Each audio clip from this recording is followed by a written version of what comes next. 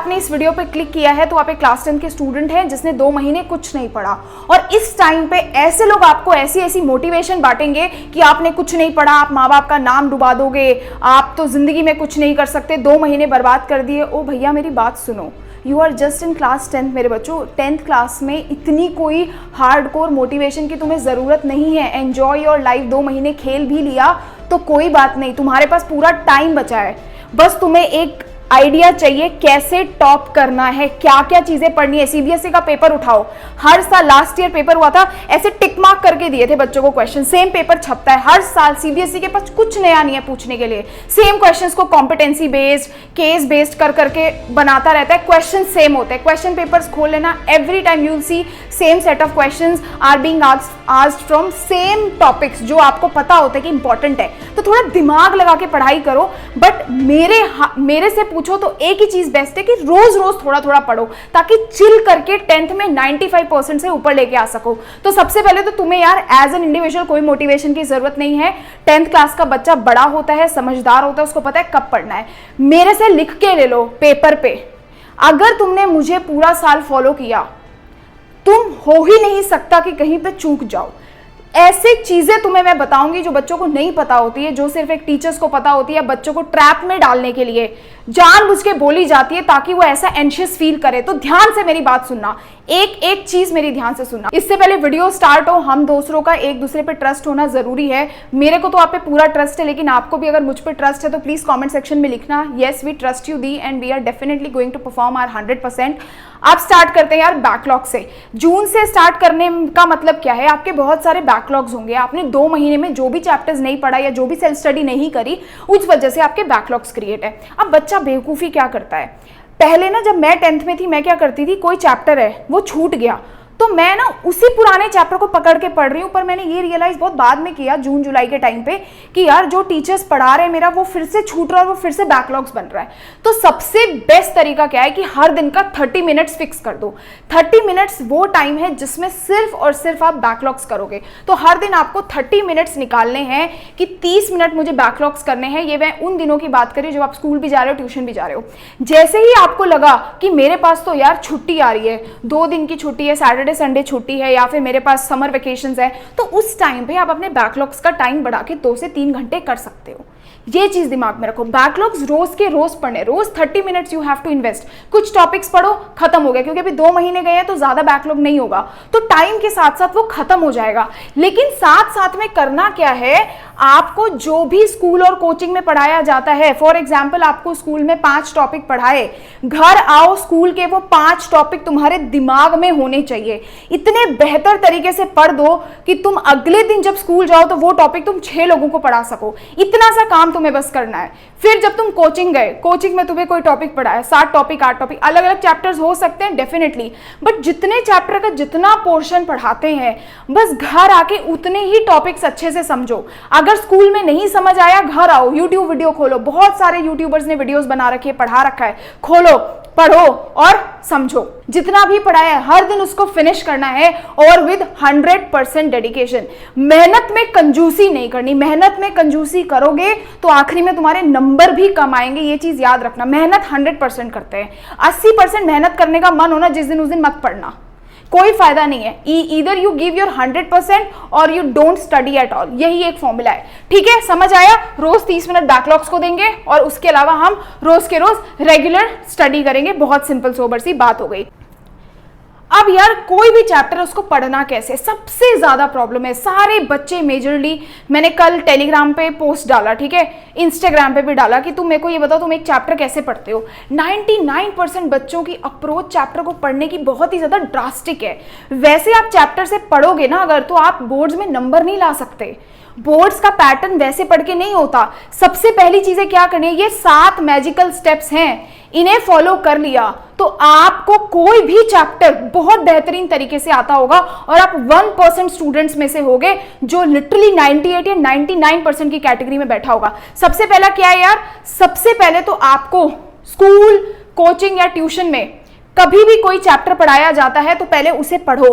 कभी भी first step में एनसीईआरटी नहीं खोलनी है। या तो वो चैप्टर आपने पहले स्कूल में पढ़ा हो, या वो कोचिंग में पढ़ा हो, या आप उसकी यूट्यूब वीडियो देखो। फॉर एग्जाम्पल, आप कोई एक्स्ट्रा चैप्टर पढ़ना चाह रहे हो जो स्कूल और कोचिंग के अलावा आप कुछ पढ़ना चाह रहे हो खुद से, तो डायरेक्टली एनसीईआरटी नहीं खोलनी है, पहले उसके लिए एक यूट्यूब वीडियो देखनी है। NCERT is not easy to understand. एक बच्चे को एनसीईआरटी समझ नहीं आ सकती क्योंकि इसमें थोड़ा थोड़ा आधा आधा बातें लिखी है।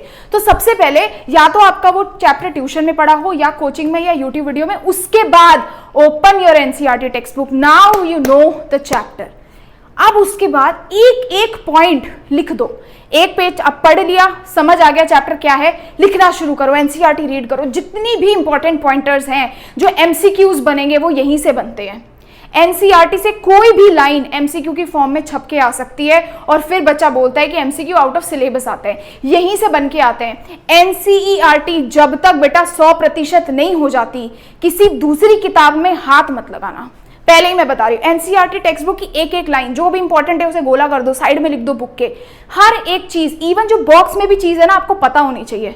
कल को मैं पूछूं ना भाई केमिकल रिएक्शंस एंड इक्वेशंस का पहले पेज में क्या क्या है, तो तुम्हें पता होना चाहिए मुंह ज़बानी, ये है, ये है, ये है, ये है, हर कुछ उसमें पड़ा हुआ है। ठीक है, चलो अब उसके बाद आपको क्या करना है, एक एक क्वेश्चन एनसीईआरटी के, बैक एक्सरसाइजेस के, इन टेक्स्ट क्वेश्चंस, ये सारे आपको दिल लगा के सॉल्व करने हैं। एक एक क्वेश्चन आपको बनना चाहिए। कभी भी अगर मैं टेलीग्राम पे मॉक टेस्ट दूं तो तुम देखोगे वो सारे एनसीईआरटी से होते हैं, फिर भी बच्चा सॉल्व नहीं कर पाता।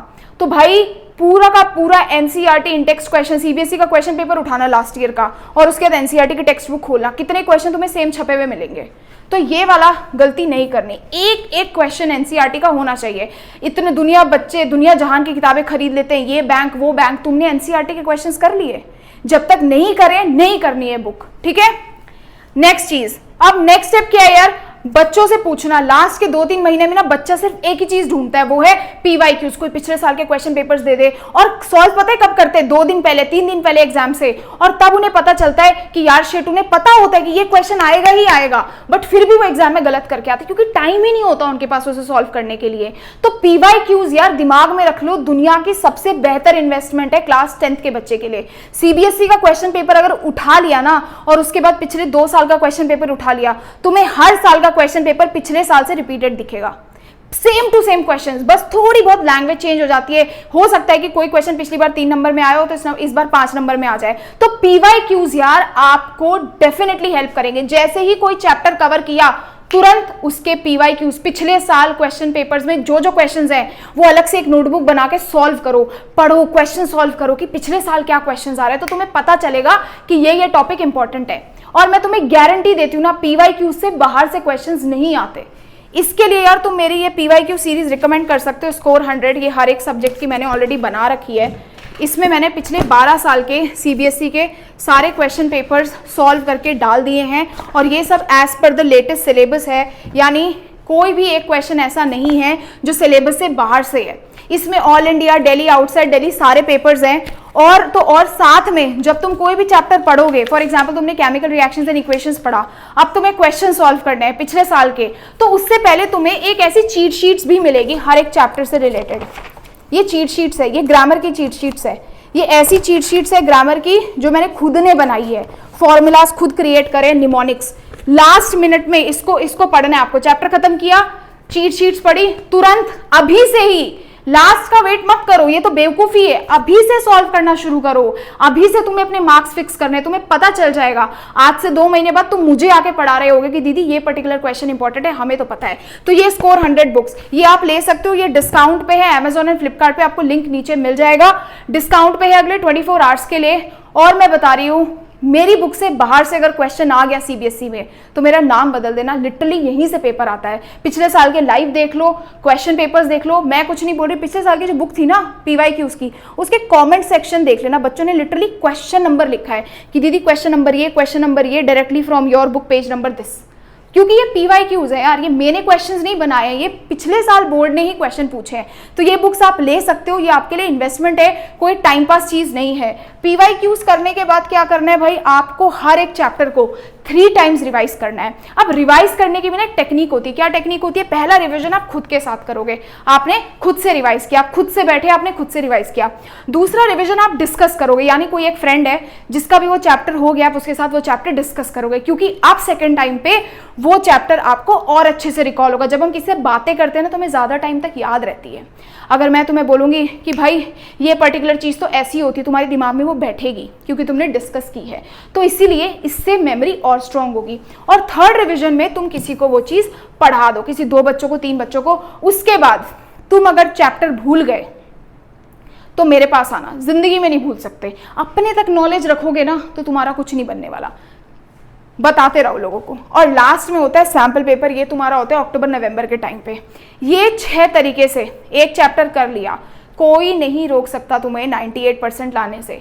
बस ये है कि सब लोग बताते नहीं हैं ये टिप्स, मैं ओपनली शेयर कर रही हूँ और ये जेन्युइन है। कोई फालतू चीज़ें, कोई फालतू दिमाग लगाने की ज़रूरत नहीं है, कोई 5-5, 6-6 हज़ार क्वेश्चंस करने की ज़रूरत नहीं है। क्लास 10th में हो, स्मार्ट वर्क कर सकते हो, अपने NCERT के क्वेश्चंस करो, PYQs करो, सैम्पल पेपर्स करो, दैट्स इट। ठीक है, नेक्स्ट देखते हैं। अब यार देखो, एक ना अभी मैंने एक टॉपर के साथ इंटरव्यू डाला था, अगर तुमने देखा होगा, ट्राई सिटी टॉपर था, 3rd रैंक है उसकी, 99%।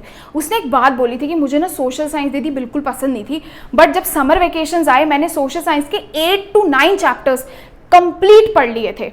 अब इस चीज को दिमाग में रखो कि जब भी आपके पास एक्स्ट्रा टाइम मिले, रोज तो आप जितना स्कूल ट्यूशन से पढ़ा रहे हो उतना पढ़ रहे हो, बहुत अच्छी बात है, आपका सिलेबस बढ़िया चल रहा है, मतलब आपको चिल करने की जरूरत है, कोई ज्यादा एक्स्ट्रा पढ़ने की जरूरत नहीं है। लेकिन जब भी टाइम मिला, 4 छुट्टियां आ गई मान लो, बैठो और कोई एक एक्स्ट्रा चैप्टर पढ़ लो, जो या तो ट्यूशन में होने वाला है या कोचिंग में होने वाला है। एडवांस में पढ़ के रखो, जो जो भी टफ चैप्टर्स हैं, जो आपको लगता है यार बहुत टफ है, जैसे हिस्ट्री का आपको कोई चैप्टर बहुत टफ लगता है, बाद के लिए मत छोड़ो, उन्हें अभी सारे पढ़ के खत्म कर दो, क्योंकि अभी तुम्हारे पास ज्यादा टाइम है।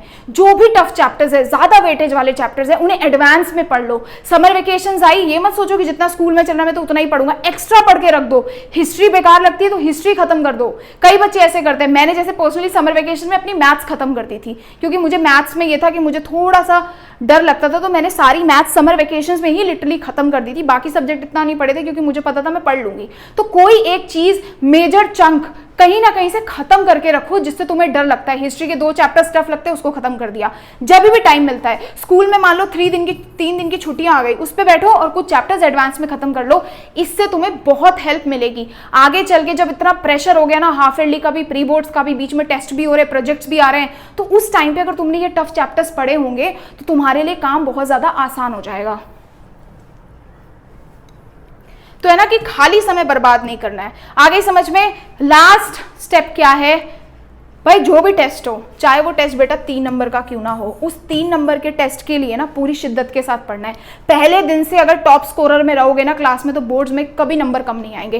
पहले ही दिन से एक मीडियोकर माइंडसेट बन गया ना यार, मतलब ये तो मिडिल बच्चा है, मतलब ठीक ठाक बच्चा है, तो फिर नहीं फायदा। टीचर्स की नजरों में आना पड़ेगा, तुम्हें हर एक टेस्ट परफॉर्म करना है, क्योंकि यहां से तुम्हें मिलते हैं प्रैक्टिकल के नंबर। इस बार बोर्ड एग्जाम का रिजल्ट आया था ना, तुम देखोगे प्रैक्टिकल्स में कुछ बच्चे जिन्होंने मतलब एंड टाइम पे बस पढ़ के परफॉर्म कर लिया, अच्छे नंबर आ गए, उन बेचारों के प्रैक्टिकल्स में नंबर आ गए 12 नंबर, 13 नंबर, 14 नंबर। वो नहीं करना। प्रैक्टिकल्स के नंबर टीचर देगा, और टीचर को पता है तुम पढ़ने वाले बच्चे हो, मेहनती बच्चे हो, ये नंबर तुम्हारे कहीं जाने नहीं वाले। तो यहाँ पे 100% स्कोर करो, ठीक है, जितना हो सकता है डेडिकेशन के साथ। ट्यूशन का टेस्ट आया, पढ़ो।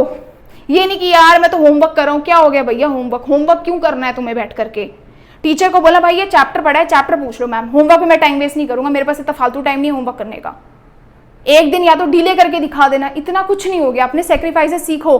टेस्ट में अगर तुमने एक दिन होमवर्क नहीं किया, अगले दिन तुम टेस्ट में क्लास में टॉप स्कोरर हो, कोई फर्क नहीं पड़ता यार। मैंने जिंदगी में कभी होमवर्क नहीं किया, ऑनेस्टली बता रही हूँ, ठीक है। ये छपाई वाला काम करने से ना कोई सक्सेस वाली बात नहीं है, और ड्राइंग्स बनाने की जरूरत नहीं है कुछ, ये सब छोड़ो, अपना काम करो। ये 4 स्टेप्स हैं। जिस बच्चे ने भी ये 4 स्टेप्स फॉलो कर लिए, वो डेफिनेटली बहुत बेहतरीन परफॉर्म कर सकता है स्कोर में, अपने बोर्ड एग्जाम्स में। तो जो मेरी स्कोर 100 बुक्स है, उसका लिंक मैं आपको डिस्क्रिप्शन पे दे दूंगी। मेरा टेलीग्राम ज्वाइन कर लो आप, क्योंकि मैं अगले वीक से आपको मॉक टेस्ट देना शुरू कर दूंगी, चैप्टर वाइज हर एक सब्जेक्ट के जो क्वेश्चंस आते हैं। ये चैनल सब्सक्राइब कर लेना यार, हर एक चीज की गाइडेंस यहाँ पे मिलती है। और नीचे #boards with कृति जरूर लिख देना। I will see you in the next video.